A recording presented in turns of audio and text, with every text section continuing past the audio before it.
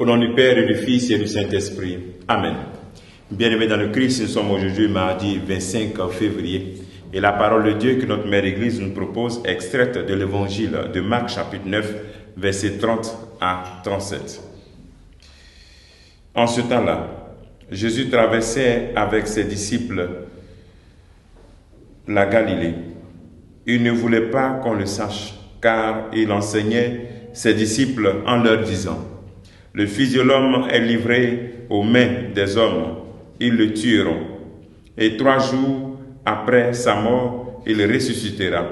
Mais ses disciples ne comprennent pas ces paroles et ils avaient peur de l'interroger.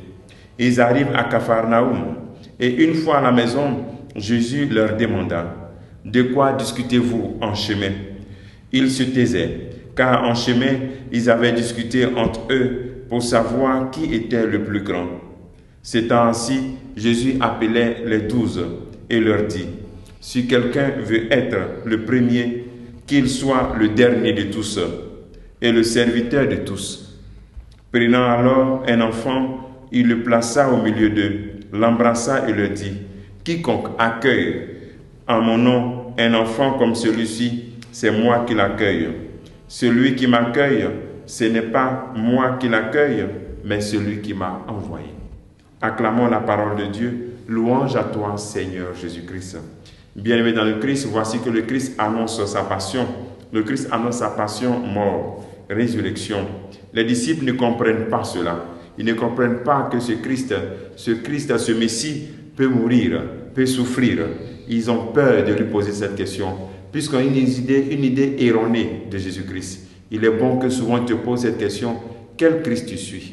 Un Christ qui ne connaît pas de passion, mort, qui ne connaît pas la souffrance. Quel christianisme tu veux dans ta vie? Ici, les disciples ont peur de lui demander parce qu'ils ont une vision d'un christianisme où il n'y a pas de souffrance, où il n'y a pas de mort. Ils parlent plutôt de grandeur entre eux. Ils parlent plutôt de qui est grand, qui est plus grand. Ils parlent d'autre chose. Pourtant, le Christ est en train de donner une parole pour leur montrer combien de fois il va s'abaisser et il sera élevé. Jésus veut servir pendant que les disciples pensent à commander, pensent à dominer. Aujourd'hui, dans nos communautés, aujourd'hui, sur nos paroisses, peu veulent vraiment servir. Beaucoup veulent dominer, veulent commander. Or, Jésus préfère ceux qui servent dans la discrétion, qui n'ont pas besoin qu'on leur dise merci, qui n'ont pas besoin d'une reconnaissance sociale, d'une reconnaissance paroissiale. Pose-toi la question: es-tu engagé sur ta paroisse? Est-ce que tu t'engages en servant vraiment le Seigneur, en servant en toute gratuité? Parce que les dons que tu as reçus, tu les as reçus gratuitement. Celui qui veut être le premier, qu'il soit le dernier. Jésus renverse tout. Il bouleverse notre logique pour nous montrer que c'est une nouvelle logique. Il est un maître, il n'est pas un professeur. Le professeur est suivi par les élèves. Les élèves assistent le professeur. Pourtant, nous sommes des disciples. Nous devons suivre le maître. Et c'est pour cela que le Seigneur voudrait que nous puissions faire attention. Le fait de marcher derrière lui ne garantit pas que nous sommes déjà saints et que nous sommes renouvelés. Le Seigneur attire notre attention sur un renouvellement de notre manière de voir, de chercher à être les derniers. Pas dans le sens d'un dernier social ou bien quelqu'un qui n'a aucune aspiration, mais dans le sens de celui qui est prêt à s'humilier pour que Jésus puisse prendre tout dans sa vie et Jésus puisse posséder toute sa vie. Jésus voudrait que nous soyons vraiment ses disciples. Lui, le Christ, il a souffert. Il a été rejeté. On ne l'a pas compris.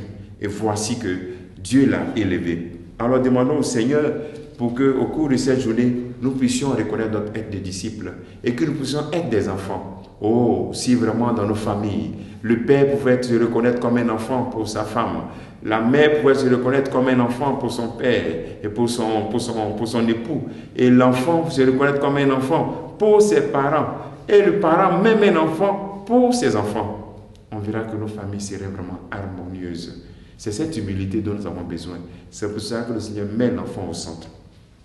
Demandons au Seigneur, au cours de cette journée, cette grâce de l'esprit d'enfant, de l'humilité. Qu'il te bénisse et qu'il nous bénisse tous en ce jour, au nom du Père et du Fils et du Saint-Esprit. Amen.